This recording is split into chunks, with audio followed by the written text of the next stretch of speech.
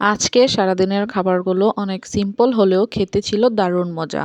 সকাল সকাল আম্মু ক্ষেতের থেকে টাটকা কলই শাক তুলে নিয়ে ভাজা করেছে আর সাথে ছিল গরম ভাত। আসলে আমরা যেহেতু গ্রামে থাকি, গ্রামের মানুষরা সকালে ভাত না খেলে পেট ভরে না। তো সকালের নাস্তায় আজকে ছিল গরম গরম ভাত আর ছিল সাথে ভাজা ভাজা কলই শাক, আর এটা একটু শুকনা মরিচ বেশি করে রসুন আর পেঁয়াজ দিয়ে বাগার দিয়ে আম্মু রান্না করেছে। এটা খেতে অনেক বেশি মজা লাগতেছিল।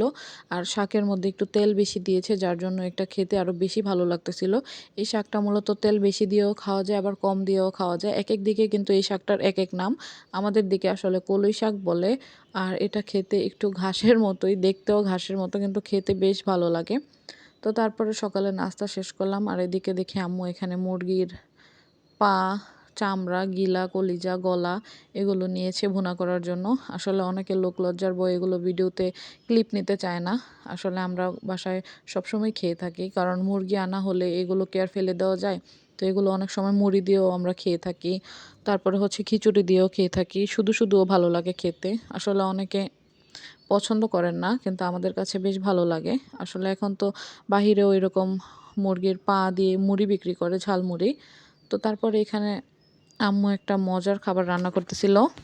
শ্বশুর বাড়িতে থাকলে আসলে আম্মুর হাতের এই মজার মজার খাবারগুলো অনেক বেশি মিস করি।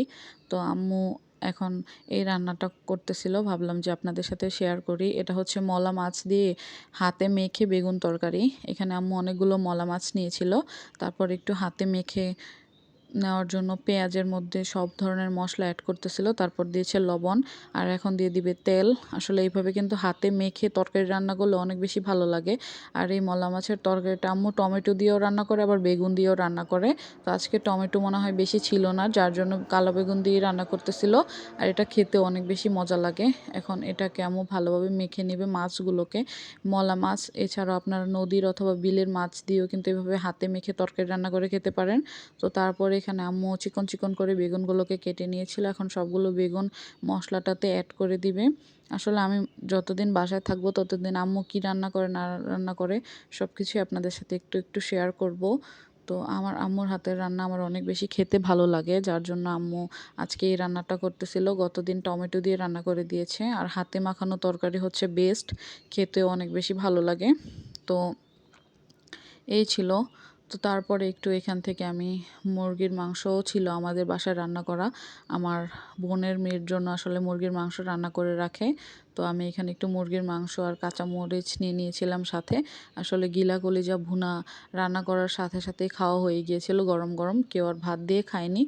তারপর নিয়ে নিয়েছিলাম মাই ফেভারিট একটা তরকারি, যেটা হচ্ছে আমার আম্মুর হাতের বানানো তরকারিটা। এটা তো ভিডিওতে আপনাদের দেখিয়েছি, মলা মাছ দিয়ে বেগুন দিয়ে তরকারি। এটা খেতে অনেক বেশি মজা লাগে। আর এই তরকারিটাতে একটু জলপাইও দিয়েছিল আম্মু টকের জন্য, যেহেতু টমেটো ছিল না। আপনাদের বাসায় টমেটো থাকলে অ্যাড করতে পারেন, অথবা জলপাই দিলেও কিন্তু অনেক বেশি মজা লাগে। আর তরকারিটা ভর্তি ছিল মাছ, এই মলা মাছ খেতে কিন্তু অনেক বেশি মজা লাগে।